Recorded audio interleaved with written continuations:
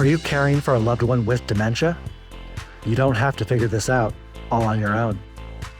Welcome to Truth, Lies, and Alzheimer's, the show that helps you reimagine a new relationship with your loved one, a relationship a little more free of stress and anxiety. Join host Lisa Skinner and her 30-plus years of experience as she guides you on a new path to a better relationship with those you care for. Here's Lisa.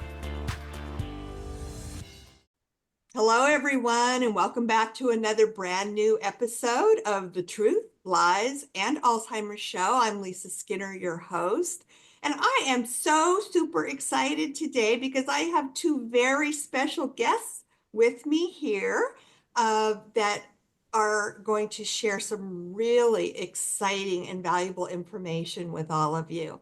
So thank you so much for spending part of your day with us. And without further ado, I am going to introduce you to my first guest. Her name is Dr. Ethelle Lord, and she actually is a pioneer in dementia coaching and the creator of the first business model in dementia care. She's a master dementia coach, a dementia innovator, and soon to be an author. That book is coming out very, very soon. And she really has an extraordinary story to share with us today. She's responsible for what she calls the birth of a revolution in dementia care. And she tells us that every breakthrough begins with a story. And she's going to tell you that story in just a few minutes. But before we jump into her story, I'd also like to introduce you to our other guest. His name is Mr. Bill Pemberton. He is the founder and CEO of Stratos Communications. And he works mostly on the agency side, but has specialized in accounts related to healthcare, senior housing, financial services, food service, and architecture. He has very deep roots in technology, energy, automotive, construction, and real estate. So he also serves as the general manager and executive vice president of growth for Ethelle's organization called the International Caregivers Association. And she's going to tell us all about that right now. So Ethelle, welcome to the show. And Bill, welcome to the show. We're so excited to have you here today. Thank you very much. Thank you. I've been really looking forward to this ever since I met the two of you, and just finally the day has come. Ethelle, could you start us off by sharing with us what inspired you to create the organization that you have created, and also the TDI training program that you've created, because you really have an extraordinary story, a very inspirational story behind what led you to kind of blaze this trail. So why don't we just start with that, and you can share your backstory with us. Yes, thank you very much, Lisa, for the introduction. I appreciate it. Very honored to be with you here today. Have an opportunity to talk to you. Thank you. So the ICA, which is International Caregivers Association, is really an extension of Remembering for You, which was strictly an organization set up to give information to family caregivers who could not find the proper information. There was information then, like over 2 decades ago, but most of it was erroneous. Yes. And so I wanted people to know what's the most appropriate. And I was in actually family caregiver mode at that point. I was there for 21 years. So in 21 years, I observed just about every aspect of dementia care possible, including the management of dementia care. and realized that there shouldn't be a different system, that what they were using was not very effective, apparently financially as well, because they had sustainable issues. And then management for sure was inappropriate. I had to be with my husband practically every day to protect him, to provide for him, even though he was already in long-term care after family caregiving stage was over for him. And so I looked at everything from home care to independent living to assisted living and then to skilled nursing. I put that all together. I could tell what was missing. While I was looking at that, I practiced as though I was their dementia coach, and it was several places that he was in. So I was able to try it in different locations in the state of Maine. But dementia care is the same everywhere globally, and they pretty well need the same type of care and protection. So that's how it started. Well, I actually have had the identical experience to what you're explaining to us. I've been working with families for 30 years now, and I have been hearing the same exact frustration from the thousands of family members that I have worked with telling me, we just can't find resources. We just can't find resources. And I think things are changing maybe a little bit from even pre-COVID, but we still have a long, long way to go. And my personal feeling is with the projections being given to us by the World Health Organization and the Alzheimer's Association telling us, preparing us, trying to raise awareness that just in the next 25 years, the number of people who are going to be developing Alzheimer's disease worldwide will is expected to almost triple from the number of people. And that tells me there is a tsunami on its way. And I don't know if you feel the same way I do, Ethelle, but we as a society just are not prepared for the number of people who are expected to develop Alzheimer's disease if a cure or a treatment is not found by then. And people will continue to be reactive versus proactive without the type of programs that you've developed and that I teach to help make people's dementia journey a lot easier to cope with, because it's a long, long, drawn out progression of disease. You mentioned your husband had it for 21 years. Yes. Was that from the onset of his symptoms? Yes. Onset of his symptoms. And you are correct in the sense that it's going to augment, but let's not lie, Lisa. Let's not lie right now. There is no cure for No. dementia. First of all, when you have a diagnosis, it's been going for 20, 25 years in the brain, and the brain's already started to atrophy, they can show it. And so it's important to get to recognize erroneous information and to recognize right now that you need a systems approach to this condition. There's no way around it.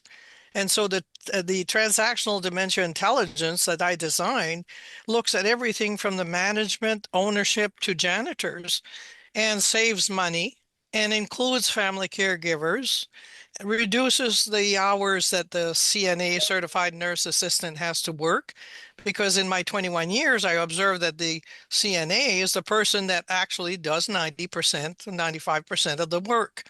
And that 6 hours is plenty for them. 6 hours of work like that, but paid for 8 hours under the transactional dementia intelligence systems approach. It is a business model. It's not a program. It's not a method. It's a systems approach. It's a business model. That's what it What is. do you want to elaborate on that a little bit more so our listeners can kind of get a little bit better idea of exactly what's involved in your system? Yes, well, a lot of it is proprietary information. It's a licensed program for 1 year. They have to renew yearly because we want accountability and responsibility to be very clear. We're dealing with human lives, and we're also dealing with business outcome. So it has to be designed in that fashion. Mhm. I'll let Bill speak a little bit about that, and then I'm going to continue the conversation because I did create also another theory in dementia. There's several theories. My theory is psychology of the dementia brain, which changes the way people attract the attention of the person, no matter how advanced they are or how little advanced they are. So that, for example, when you talked about taking a bath or cleaning up, you can get their attention. Without getting their attention, you don't have any authority, and the responsibility never gets realized. So I'll let Bill speak to the business, and then I'll take over again. Thank you. Okay, Bill, so happy to have you here. No, it's a fascinating subject. I was actually transfixed when one day out of the blue, Dr. Lord contacted me and said, "Look, I've got a new model here, and I need to communicate that, and I need to get that out to the public." And so she began to unwind it for me, and she kept saying, first of all, I've been in senior living for about 17 years in marketing, so I was already clued into dementia issues and so forth.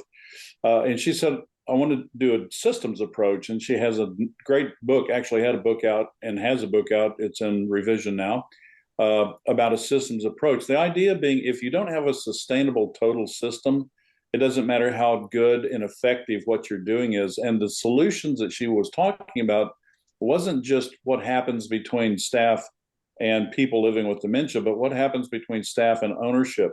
We all know that the big bugaboo is burnout. You talk to anybody in the dementia care industry and you say, what's your major problem? Burnout. Because it's just such a heavy, heavy load. And Dr. Lord is really an expert on burnout. She went through 21 years with her husband and really had some very, very threatening personal situations where she found out that it had become kind of an undertow, pulling her out and wearing her out. So there had to be something to keep the staff fresher. There needed to be better communication between the business people in the organization and the frontline people. It's traditionally been sort of a pyramid and top down, and a lot of the people at the ground level staff have ideas, but they're not really listened to. So she introduced some new elements to it, including a dementia coach, which is a brand new position, a formal position that acts as a liaison to make sure instead of having a pyramidal top down, it becomes a circle of care. And really the person that really is calling the shots is the dementia coach. So it offered a fascinating capacity for companies to and care staff to be in alignment. And it was all about, if we can deliver much better care, keep our people from burning out, not have to pay for turnover. The cost of turnover is huge. Yeah. But it's a hidden cost and people don't realize it. But when people say 6 hour, when she says 6 hour shift, they go, what? How are we going to afford that? Well, when you put back into the till all of the money, because in some cases CNAs turn over 100% in some of these care communities, and even at home. And that's before you get to the cost of the individual. So we decided if we could take her message about how to put together a complete systems approach where you have a culture top down, inside out, where everybody's on the same page, where it's the best care, and you can communicate that to the public, and you can attract and retain help, you would have a viable business model. So I'm kind of scratching the surface of it, but hopefully that gives you a little bit of a idea. I think what sets TDI apart is it has a much grander scope. It's not looking for a Band-Aid. It's looking for a structural reformation within the dementia care industry, which is really an obsolete model brought in from the medical world.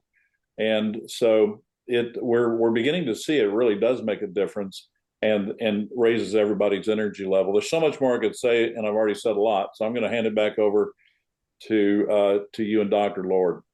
I love the way you explained all that. It was very easy to follow. Thank you. My pleasure. Ironically, I was listening to a program this morning that had to do with AI and how you can simulate the brain and maybe answer questions like if somebody keeps repeating, did I eat breakfast this morning? Or are we going to the store? Are we going to the store? Maybe 20 times they'll ask that. And this program was going to answer for them.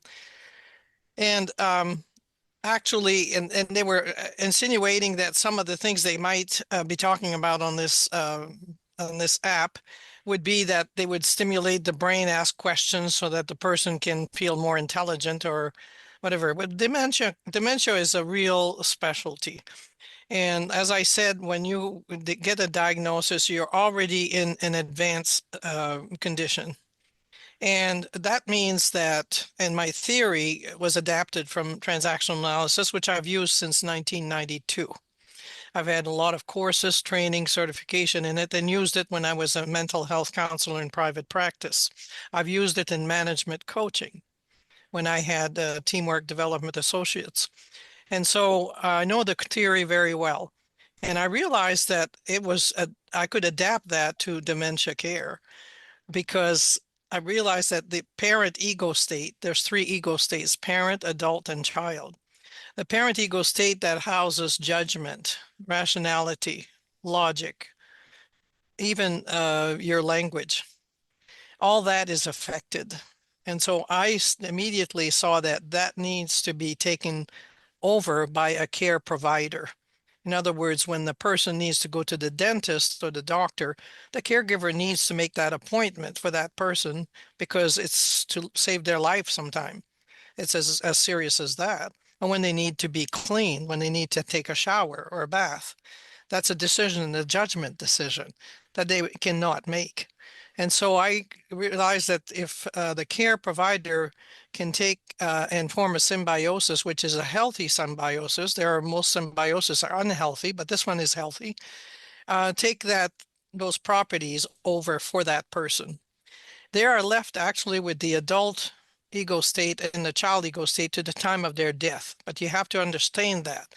Once you understand that, you can work with those two ego states and they feel pretty good. They feel protected. I did that with my husband and other people as well.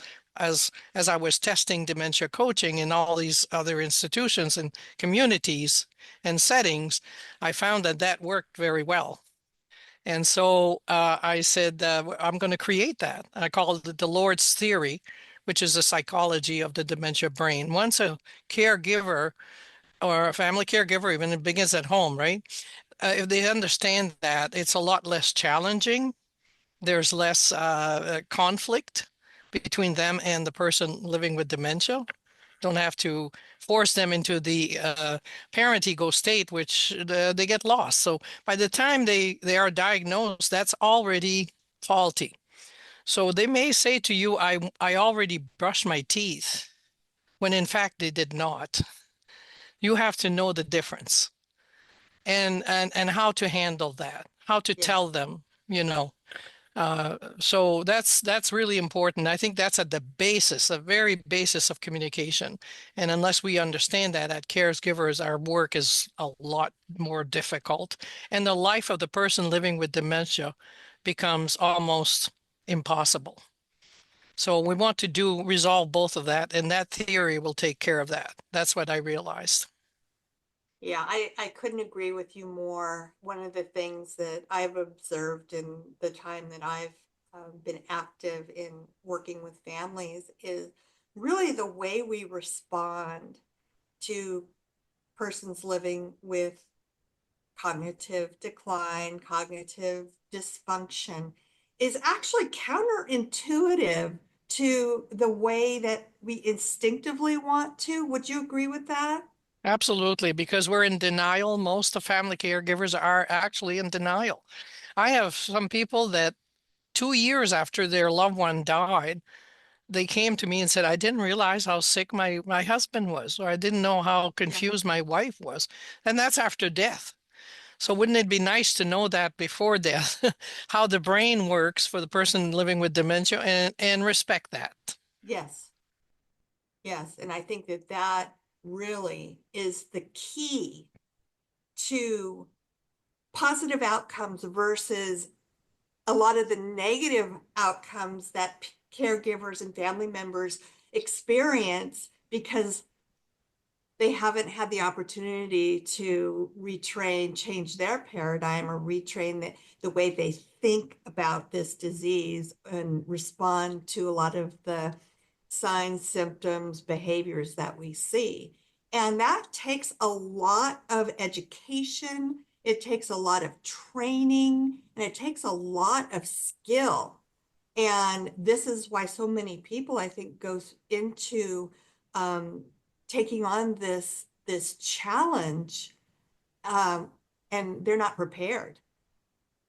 I agree. They're not prepared, and that's why the theory of the dementia brain is so easy to learn and has such great outcome.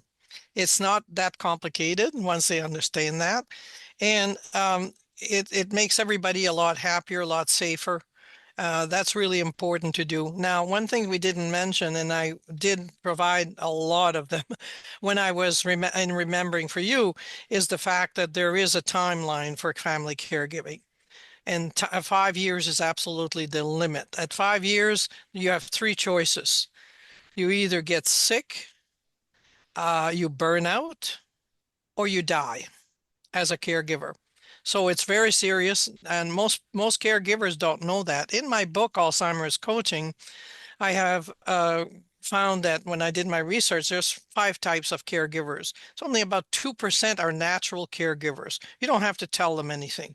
They instinctively know what to do, and they adapt very quickly. And it's as if it's water off the back of a duck. It's very natural for them. But the rest of them, the bulk of them, are really not expecting that, and they don't know where to go with that when the responsibility begins. And let me tell you, if you had to work for anyone 24/7, a nurse 24/7, nobody could sustain that. But No. that's what we ask a family caregiver to do. Without any problem, we are asked to do that. So I think that in the transactional and dementia intelligence, eventually, I think governments will have to step in and help family caregivers, because how I see it going in the direction of family caregiving and also assistance with adult day break or adult day care as a companion to family caregiving. Because let me tell you, being in a variety of communities, and before that, when I was paralegal for legal services for the elderly, before my husband ever got sick, I saw a lot of communities that were totally unacceptable, and people stuck in a basement, something like that, in a community, not at home, but in a community. I'm sure some are at home as well, in the basement. So I think if we could avoid any type of long-term care, would be absolutely ideal, except if they have a transactional dementia intelligence license.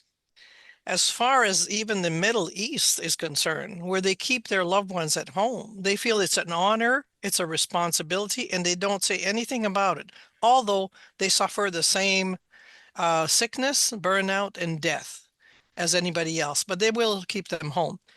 When I presented the TDI model in Asia, they said, in the Middle East, they said, we would take that because you're allowing us to go and follow the loved one. In the TDI model, transactional dementia intelligence, as a family caregiver, we expect you to follow. And you know what? We will train you. We will tell you everything about that philosophy. We will tell you everything, and you'll be able to participate in the actual care of your loved one. You can come night or day. It's up to you. We welcome you. Let me ask you this, and I ask all my guests this, but I think in your case, it's going to be particularly valuable given where you started and how far you've come in the years, you know, during which you cared for your husband.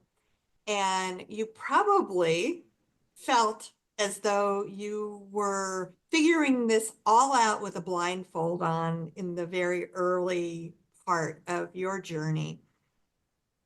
To help others, what would you say was your most valuable lesson learned by the end of your caregiving to your husband that you wished you knew from the very beginning that you had to learn through the school of hard knocks?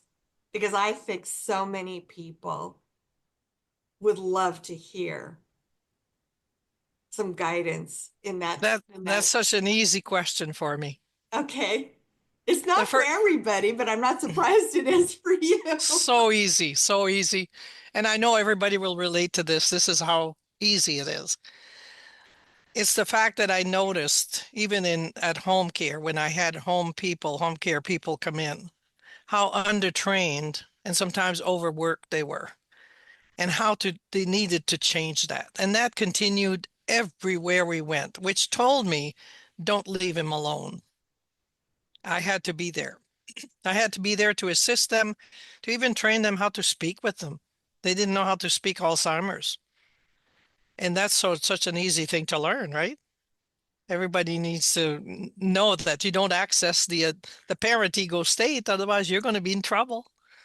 If you ask a question that requires thinking and remembering, you're going to be in trouble because they immediately fall into that trouble area. They Yeah. cannot remember. They will give you any information that they find in their brain, thinking it's right, and people will argue with them. I saw that happening over and over again, and not respecting the person that lives with that condition. You don't push them. You take your time. You look at them. You love them. You protect them, and you provide for them.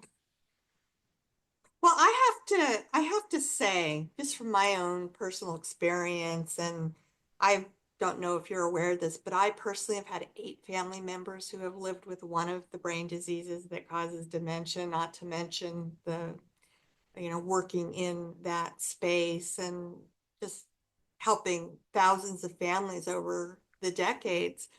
But seems almost impossible to manage in a positive manner this disease until you figure out what's happening to the brain of the people who live with it. And then all of a sudden, at least for me and other people that I've observed, that light bulb all of a sudden goes off and or goes on and say, okay, this really makes sense now. But we have to get to the point where all those dots become connected before that light bulb finally gives you clarity and go, okay, this whole thing now finally makes sense. But there's a lot of pieces that need to be um, constructed in that puzzle before you get to that point. Do you agree with that? Yes, I agree with that. In my husband's case, in his own family of origin, there were at least 12 people, maybe more, that had dementia. It was familial, the Yeah. familial type, which, so I saw a lot of it. And of course, like you, I saw a lot of people, I've seen a lot of people that Mm-hmm. live with dementia. Let me tell you something. Dementia is a gift.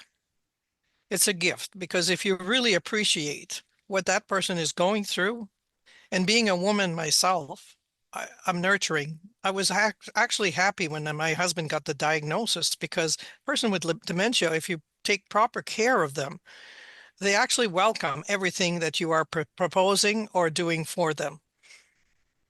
If you know Be- how to go about it in a very positive manner. Otherwise, it can be, you know, a I know what continuous you, crisis. yes, I know what you're saying, but everybody is hardwired for 4 feelings: sad, glad, mad, and scared. You have to respect that, and that's going to come out big time with Oh, somebody yeah. with dementia, right? So the gift of dementia, a gift we have yet to unwrap, is the title of my next book. And I will be able to show how truly gifted that condition can be instead of being a curse. Yeah. Or in Africa, they think they're possessed. So we have a lot to do, but in the psychology of the dementia brain, which we offer online 24/7, half price right now. If they go to icacares.com, they'll learn about that. And they need to learn about that early. Doctors need to know about it so they can Oh, yeah. tell the patient when they come in and say, I suspect dementia, or I suspect Alzheimer's, or I suspect some other type of cognitive challenge. They can say, take this course and then you'll know what the brain is doing. You have to know what you're dealing with. Oh, So, exactly. you Exactly. know, we don't want to train them or treat them as children, but let me tell you, a 2-year-old or a 5-year-old, you wouldn't give them responsibility for your bank account, would you? No. All right. So it's the same thing that requires the parent ego state to really be sharp. So you wait till they're adults, or they're 12. At age 12, the age of reasoning begins. You may trust them with some things like babysitting, collecting so much money per hour. You start at that stage. So a person with dementia, you have to protect them just as much as you would a child that really cannot make a proper decision. They can make decisions, but they will be faulty. Very true. Very true. And I can attest to everything that Dr. Lord has been sharing with us. I have seen just such 180-degree turnarounds, people living with dementia caused by one of these brain diseases live very meaningful, purposeful, joyful, happy lives if the people involved in their life possesses this information that we are talking about today. It is so crucial. And once you see the difference of what Dr. Lord is talking about, it will change everybody's life and change it for the better.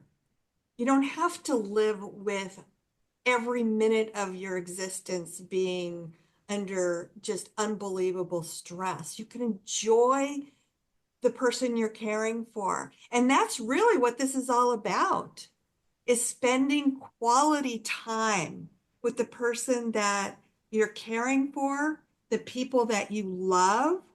And trust us, this is attainable and it is achievable. We have witnessed it firsthand over and over and over again. But it takes knowing the information, having a plan, having a strategy.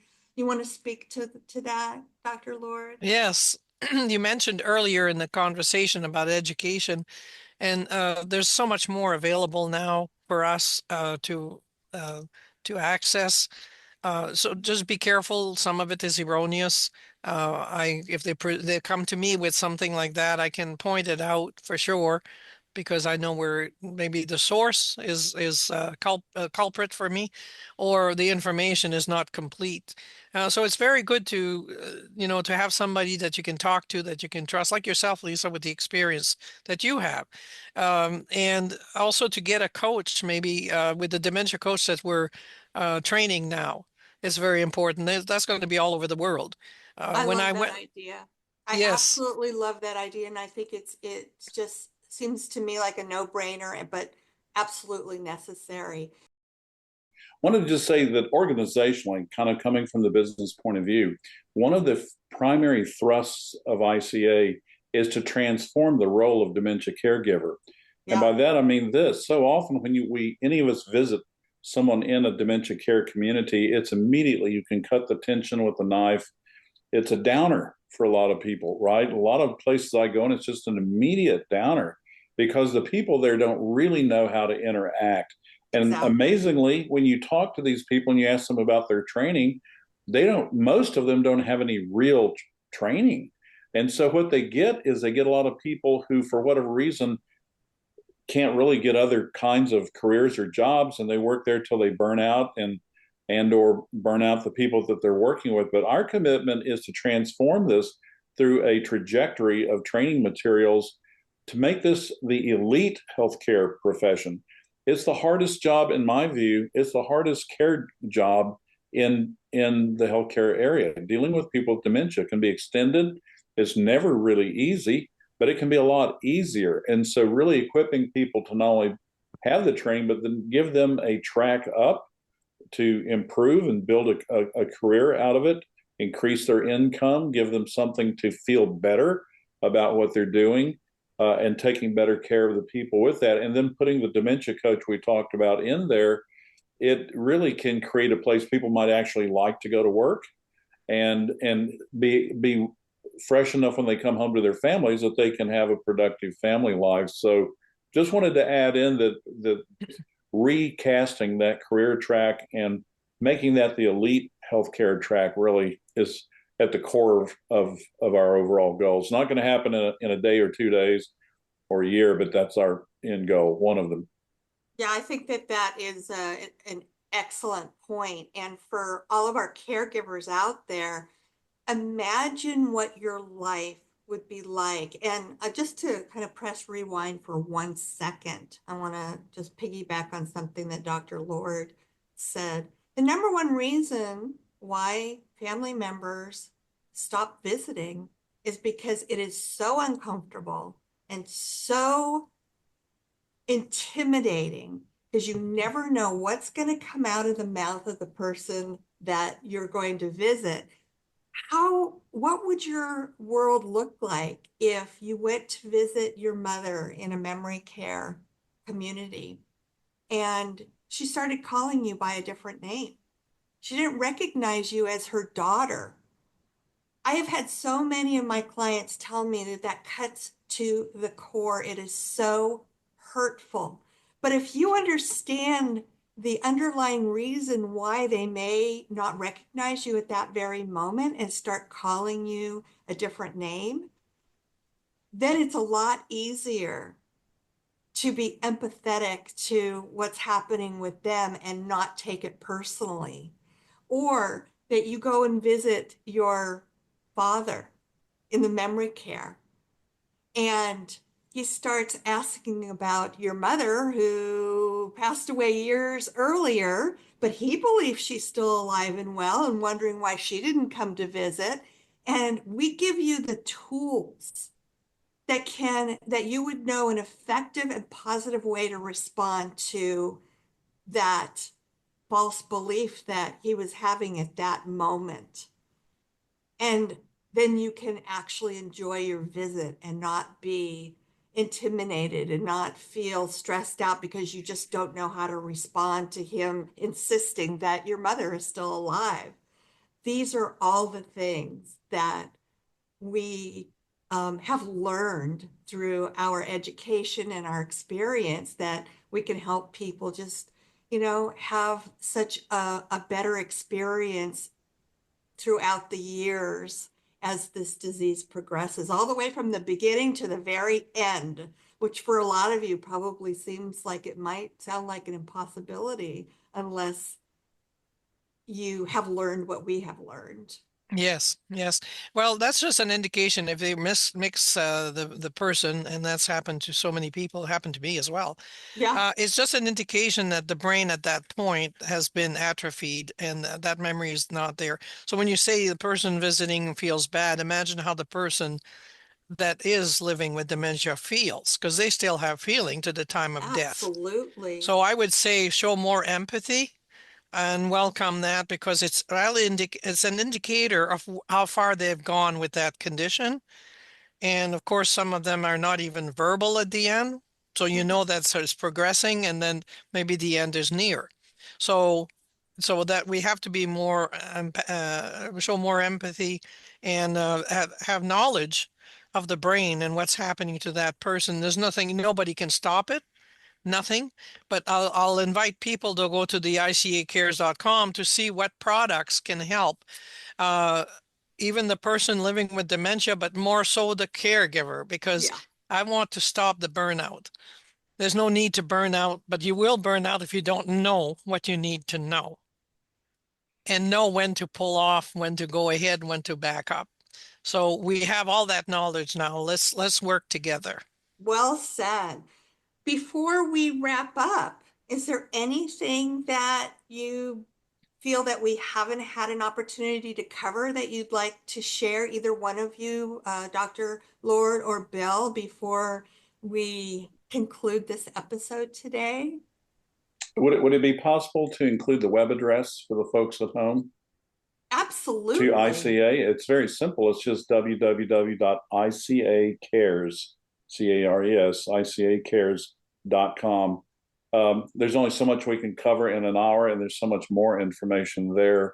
And we would invite whoever has time and interest to go out there and take a look. If you have more questions, we have a world of resources that we can make available to give you a little bit more drill down into what transactional dementia intelligence really means, because it is transforming the experience. That's all. really appreciate deeply the opportunity to share the story here today, and you've asked excellent questions.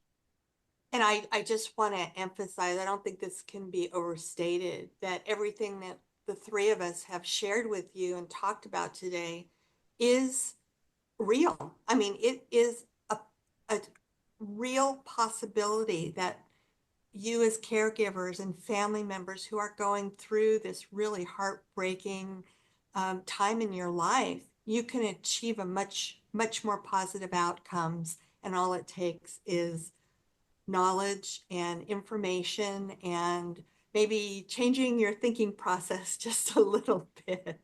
Dr. Lord, is there anything you'd like to add to this really deep, dynamic conversation that the three of us have been having today? I just want to leave with this message that the caregiver, I'm speaking to the caregiver directly, please know that you're not alone and I'm here for you. That's wonderful to know, because so many people do feel alone and hopeless and helpless and don't know who to turn to. So appreciate everything that you guys are doing. It is such just a huge need out there, and it's not going to stop anytime soon. So keep up all the good work that you're doing. When does your new book come out, by the way? It'll be in the fall. The third edition of Alzheimer's Coaching is coming in the fall, and the other one will come the next in 2026 or 2027. It's still in the process of being written. The Gift of Dementia is being written now, and I have all the notes on it, everything. I have an editor and I have a publisher. Well, you want to definitely keep your eyes peeled for that, because this is a woman who knows what she's talking about. And do not take that lightly, because she can help all of you through this very, very difficult time. And that's what we're here for, right, Dr. Lord? I mean, that's Yes. why I keep doing what I do. And, you know, every time I think that maybe through my program, through this show, Truth, Lies, and Alzheimer's, I've been able to help at least one person out there, then it just makes my day. It makes my life. It just makes me feel like um, I have really, truly made a difference in somebody's life. So that's all of our goals. There's no denying that. I know it's true of you. I know that's true of Bill. I know it's true of me. And I know it's true of my right arm, Marilyn, who is with me every step of the way. And that's why we do what we do, because this is such a difficult time in everybody's life. And we want to find a way to help you have a better time through it. Thank you so much for sharing your story, for sharing what you're doing, and raising awareness that these possibilities are out there for people now. And I hope people, do take it one step farther and go to your website and dig a little deeper into this innovative way of approaching dementia care. There's nothing like it. So appreciate you being here. You too, Bill. And if there's nothing else that you'd like to say, then I guess we will say goodbye to all of my wonderful listeners out there. We thank you for being here every week. We hope we're bringing you invaluable information that will help your life be a little easier. And as always, what I say is we'll be back next week with another brand new episode of the Truth, Lies, and Alzheimer's Show. I'm your host, Lisa Skinner. Have a great, healthy, happy week, and we'll see you back here next week. Thank you for listening to Truth, Lies, and Alzheimer's. We hope you found something in today's episode that helps. We understand that caring for a loved one with dementia can be the challenge of a lifetime, but you don't have to do it alone. If you're ready for exclusive access to even more great content and resources, head on over to Facebook and join Lisa's Minding Dementia support group. We're a community of like-minded caregivers, and we're here to help.